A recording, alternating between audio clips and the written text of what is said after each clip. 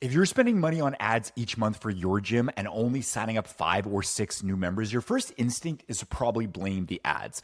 But in most cases, the ads are fine. The problem is somewhere else in your sales funnel. And in this video, I'm gonna show you exactly how to find that problem and how to fix it. So what we're gonna cover in this video is why your cost to acquire a client is the single most important number in your gym's marketing, the 4 benchmark metrics that reveal exactly where your sales funnel is breaking down, how to identify your biggest constraint in your funnel, and the one fix that will have the most impact on signing up new members. Then I'm going to take you through very tactical step-by-step improvements you can make at each stage of your funnel, whether that's engagement or booking percentage, show percentage, or closing. And then finally, I'm going to talk about the one thing most gym owners get wrong when their CAC is high and how to stop wasting money on the wrong problem. And by the end of this video, you'll know exactly which part of your sales funnel to fix first and exactly what you can do about it and not be confused about, okay, I know this is my problem, but what do I do to fix it? Now, I want to get a few things out of the way first, just so we're talking the same language. First thing I want to talk about is cost to acquire a client. What does that mean? Cost to acquire a client is how much it costs you to gain a new client or a new member for your gym. The easiest way to calculate it is you take how much you spent on your ads in a given month. Let's say it was $2,000, and you divide it by how many members you sign up. Let's say it's 10.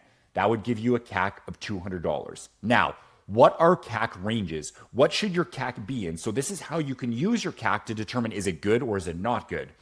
So if your CAC is greater than $300, and this is very specific to the gym space. If your CAC is greater than $300, that's in the not good range and you need to make improvements. Okay, and I'm going to show you how to do that in a few minutes.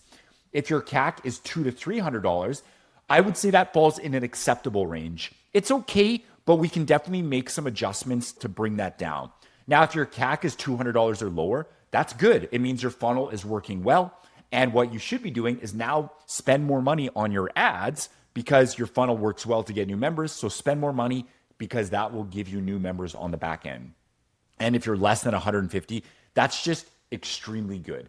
It means you can acquire new members at a very cheap cost, and you definitely should be spending more money on your ads. Now, what does your CAC tell you? I just covered it briefly, but let's dive a little bit deeper. CAC tells you if your sales funnel is working or if it needs improvements. If you're in this neck of the woods, your sales funnel is working. If your CAC is in this neck of the woods, then it needs improvements. So when you see numbers like 290, 350, 475, what that tells you is you need to improve some aspects of your sales funnel. Your CAC is too high, and therefore something is broken. Now, what we're going to talk about is how do you determine what is the thing that's broken and what can you do to fix it? Before we do that, let's just define what your sales funnel is for a gym. It really can be broken down into 4 areas. We have leads, right? You're getting leads. Then you need to book the leads for a thing, whether that's a phone call, an in-person appointment, a trial. We're not going to dive into that, but you need to book them for something. Then they need to show up for something. Then you need to convert them into a member. You need to sell them. Okay, those are really the 4 stages of your sales funnel. So therefore, when your CAC is high, what it's telling you is that one or more areas need to be fixed. Now, when you want to go to work fixing one, you always start with the worst one first. That is your biggest constraint. When you do that, it's going to make the biggest improvement to your CAC. Always start with your biggest constraint. Now, how do you know what your biggest constraint is? What I've done here is put industry averages. And this is industry average in the gym space, but also backed up by tons of data from me working with hundreds of gym owners, both with my coaching program, but also when I was the executive director of marketing for a fitness franchise. I've seen thousands and thousands of data points. This is very common averages across the board, and this is where you should try to fall. So first is engagement. You want this to be 50% or higher. What is engagement? It means that of the leads that you get, you want 50% to engage with you in some capacity. That could mean they self-book their own appointment. It could mean that they answer the phone when you call them. It could be they answer an email, they answer a text, they answer a DM. They engage with you in some capacity. You should be around 50%. And yes, that means that the other 50% of the leads that you get aren't going to engage with you. And I know that's frustrating, but that's okay. So if you get 100 leads, 50 of them are going to completely ghost you after they opt in. That's okay. Now, from there, we have our booking percentage. You can look at this one of 2 ways. You want your booking percentage to be 60% of the people that engage with you or 30% overall. If you get 100 leads and 50 of them engage with you, that means you now have 50 people. You should book 60% of the 50 people, which would leave you with 30 booked appointments. Okay, so that means that's the 60% of the 50%. The way that I like to think of it is just 30% overall. So I got 100 leads and I was able to book 30 appointments. So an overall, a 30% booking rate. Okay, so that's approximately where you should fall. Now, obviously, the higher, the better, but you should be about 30% or higher. Now, from there, you have your show percentage, which should be 50% or higher. So you booked 30 people for a thing, you want at least 50% of them to show up. So minimum, you want 15 people to show up for the thing. Then of the 50% that show up, of those 15 people, you should close 50% or higher. That leaves you with 7 or 8 members minimum. Okay, so when you look at this whole funnel, you get 100 leads, 50 of them engage with you, you're able to book 60%, which leaves you with 30 booked appointments. Half or higher show up, leaving you with 15. From there, you should convert 50% or more, leaving you with a minimum of 7 to 8 new members. Hopefully that's more like 10, 12, 13. So yes, you get 100 leads and you're left with anywhere from 7 to 13 new members. That's like very common industry averages. Now, how you determine what your constraint is, you compare your numbers to what I just went through. So step number 1 is you look at your CAC. Is your CAC high? If the answer is yes, you need to fix something. So if your CAC is, let's call it $300 or higher, that means yes, you need to fix something. So then what you need to do is determine what is your biggest constraint.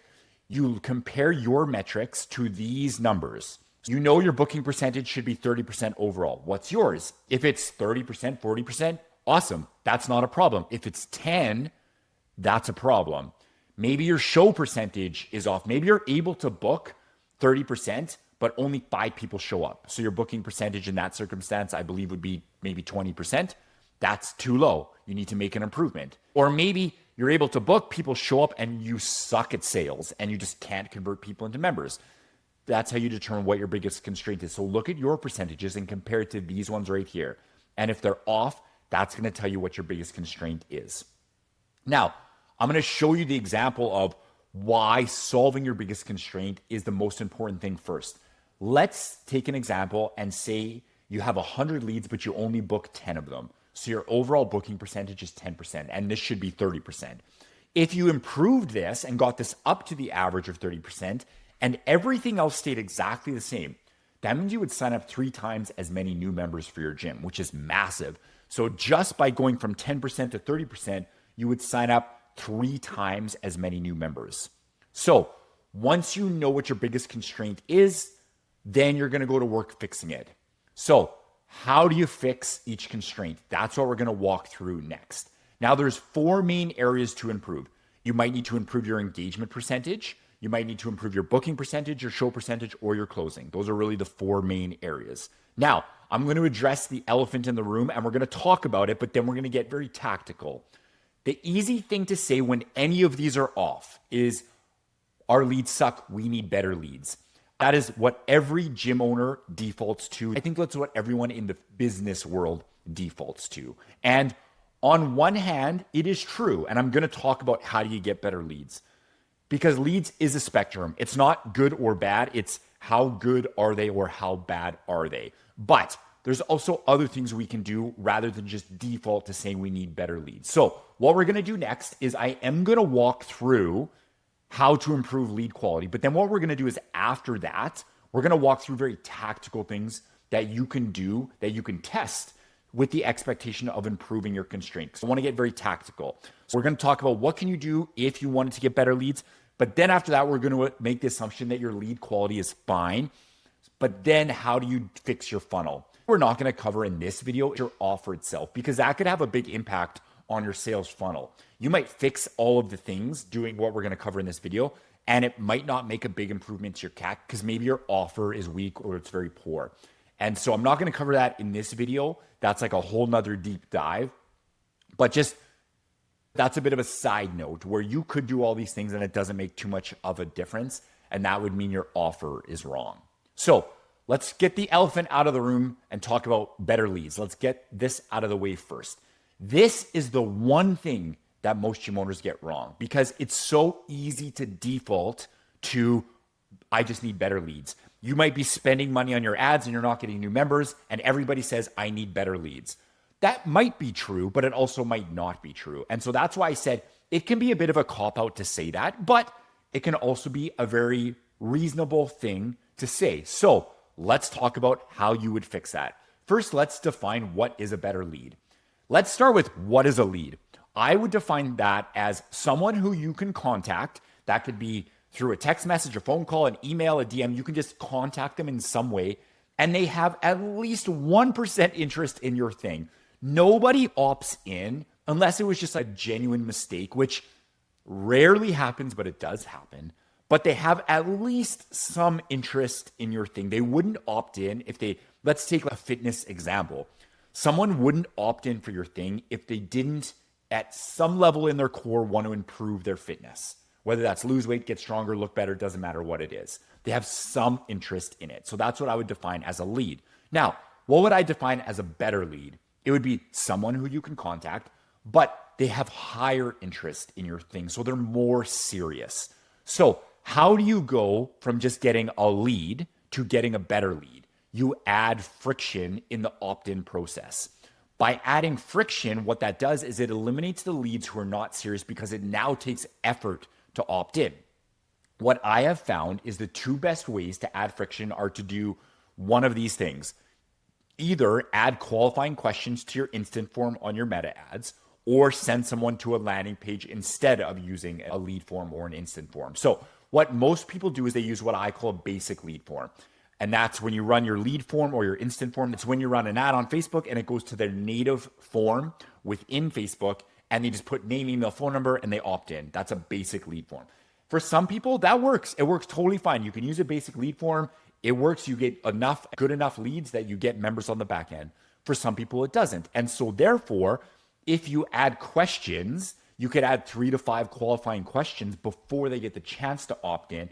And by doing that, you're now going to get less leads. But the theory is you would get better leads because someone who is not that serious, they're just not going to put the effort of answering the questions.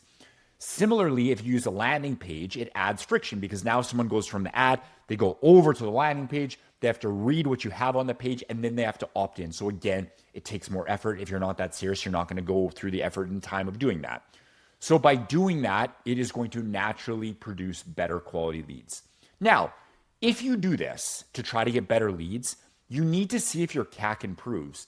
If it does, great, that was your problem. Yes, you did need better leads.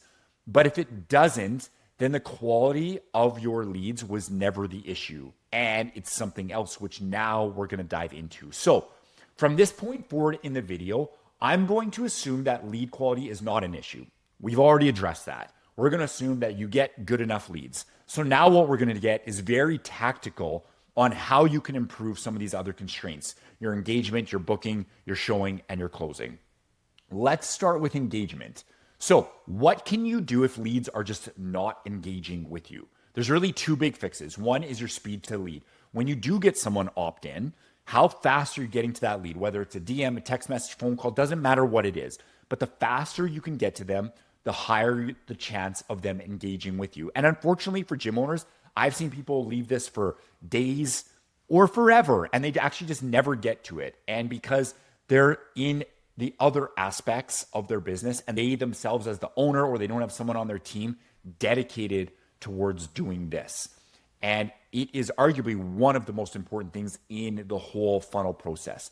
So you need to make sure that you can get to your leads faster. If you're not getting to them within 6 minutes, then you need to fix that and figure out a way on how you could get to them in 6 minutes. Whether that's you, someone on your team leveraging AI, okay, you need to get to them very quickly. Number 2 is fix your first message. Maybe you are getting them quickly, but they're still not engaging with you. Here's a real split test that I ran with a bunch of clients of mine. We ran a split test on the first message. So when someone opted in, we were getting to them right at 6 minute mark. I have actually found that's a bit of a bonus takeaway. 6 minutes is a sweet spot where it doesn't feel, if you get to them instantly within seconds, it obviously feels very automated, very AI bot-ish, even if it is. But if you give it a few minutes, it at least gives the chance that, like, oh, this could be a human. So let's say that you're getting to them in 6 minutes. This is what we did. We ran a split test and we split tested these two messages. So message number one was like, hey, this is Joel from Gym Name. Thanks for your interest in our program. Would it be okay to ask a few questions to see if our program's the right fit? That was message number one. Message number two is a bit more to the point. We said, hey, this is Joel from Gym Name. Thanks for your interest in our program. Really quick, what's your goal? And then we would give them bullet points like A, lose weight, B, get stronger, C, both. And what we found was when we were more to the point with those direct questions, we got about a 40% higher engagement rate, which is massive. And so then what we did was that became the messaging that we use. Now, since then, we've split tested more and made further adjustments, but that's just an example of split testing your message. You should see, hey, this is what I'm doing right now, but could I have a different message that increases the engagement? So those are really the two big things that you can do on the front end, assuming lead quality is not an issue, getting to your leads faster and fixing your first message, that can increase your engagement percentage if that is your biggest constraint. Now let's move to your booking percentage. What I'm actually going to do first is flip to our booking page. So this is a booking page that I actually use for one of our clients.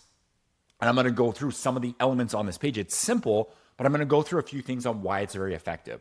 So at the top, what I have found that a lot of gym owners do, or agencies that are running ads for gym owners, is when they send someone to a booking, they just send them to their calendar. They literally just send them to this white part right here. They don't send them to a landing page with more context.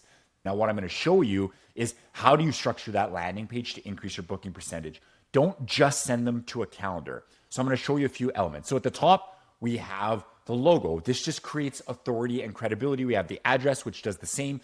But one thing that we do is we put the Google reviews. That shows some authority, but also shows how good that gym is, right? If you see the reviews, it shows you like, okay, this is a real gym. They've worked with a lot of clients. Their reviews are really good. It instantly creates some credibility and authority for the gym. Then we tell them what to do. Use the calendar below to select which day and time works for your schedule to speak with us. We don't just send them to a schedule. We let them know this is what you're going to do next.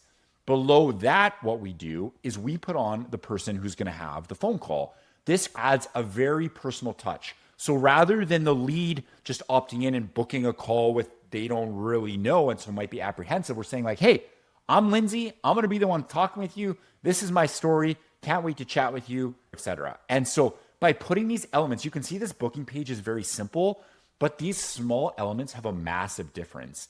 And I've seen where we've split tested different things. We've split tested just the words here, and it can very much decrease or increase the amount of bookings that you get. So don't just send them to a calendar, send them to a page and have these elements, have your address, your Google reviews, tell them what to do, have something that creates a personal touch. That's going to increase your booking percentage.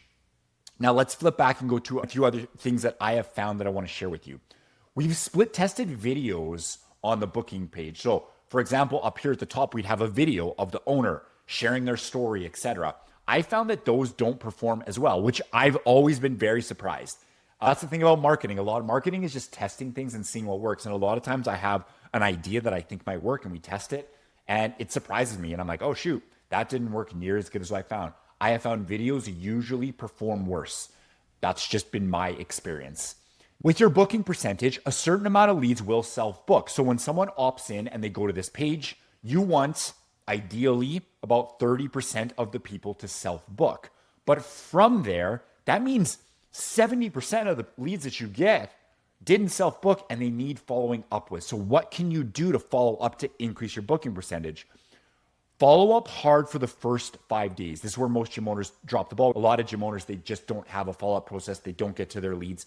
You should send one text message every day for the first 5 days. That's what I have found works best. If you want to insert some phone calls, you can. In my experience, I have found that the ROI just isn't there for phone calls. You spend a lot of time calling and a lot of people don't answer the phone. That's just not how people operate nowadays. Now, can it work? Does it work in other businesses?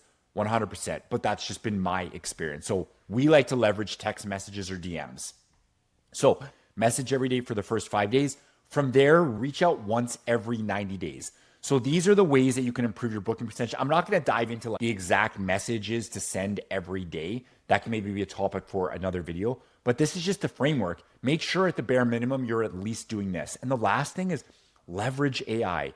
Leverage AI is very good, especially at sending text messages. Now, you need to work with it, train it. You can't, let's say you hire a setter for your gym who you train to do follow-up.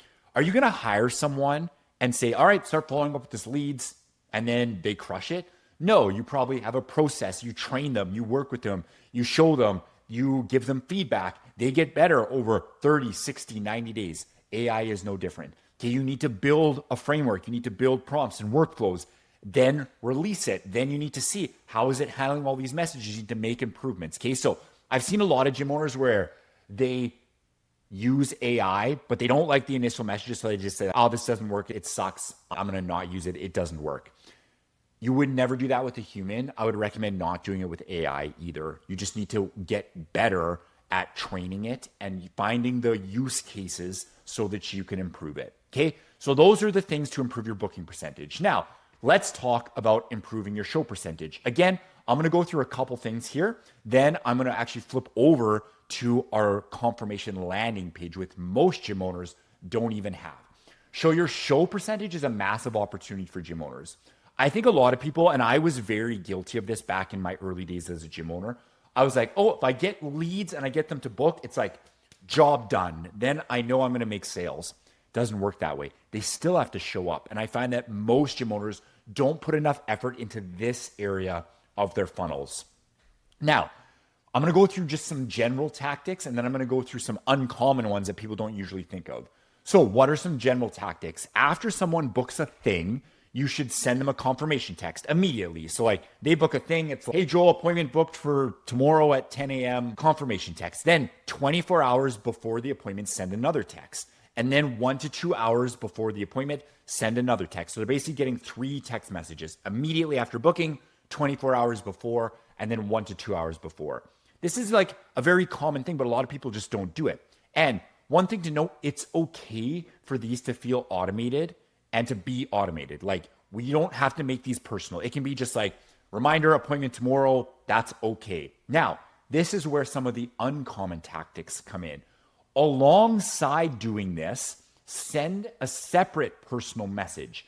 Okay. These ones can feel automated and that's okay. They should be, but then send an additional 1 to 2 messages that are more personal. So here's what we do with one of our clients. We say, along with just this, then we have separate messages that comes across as a very personal message. Hey name, this is Lindsay from Gym Name. I just saw you booked a no sweat intro call with me. I just want to introduce myself, let you know I'm excited to chat with you. So that's like a message. And then 10 seconds later, we say, oh, I also just sent you an email with more information. Please check it out. It might be in your spam or promotions folder if you can't find it. And then from there, that email just starts to pre-frame them for the call, what happens on the call, what the program is about. It's like a more personal email that comes from Lindsay. So that's how we can have an automated follow-up, but we can layer on top very personal messages. And these things can increase the booking percentage. Now, the other thing that we do is we build confirmation pages for after the booking. And we also send this again to the prospect who's booked the appointment right about around the 24-hour mark. So what does that look like? Here's what we use for a confirmation page. I'm going to walk through the elements of it and why it's good. Again, at the top, logo, address, Google reviews. You can see it has the same style, look, colors. We tell them, congrats, your call is booked. Please complete the steps below before your intro call. Step 1, watch a confirmation video. So I've recorded a video for these guys that just walks through, hey, this is what we do on the call. It just sets the right expectations. And we also tell them, hey, we're going to be sending you a few text messages between now and your call as a reminder. So we're just setting expectations so the person knows what to expect. From there, we have some frequently asked questions. Now, these are very purposely built to pre-frame the person. They create elicitation in the answers and the thoughts that we want them to have. So we have these very built out for the specific gym. Then we have real-time Google reviews from that gym. And then we have some testimonials. So this is all on the confirmation page. Most gym owners don't have this at all. So most gym owners have a weak booking page. And then from there, it's just like, thanks, we'll be in touch. You can build a strong confirmation page to reiterate what they're doing, why your program is so good. And you can have this right after they book, but you can also resend this to them. So these are elements that you can have on a confirmation page, and I would highly recommend building that for your gym. Last is closing percentage. Now, this one's pretty simple. This just comes down to your skill set. And in my experience, the people who take closing the most serious, they have the most success.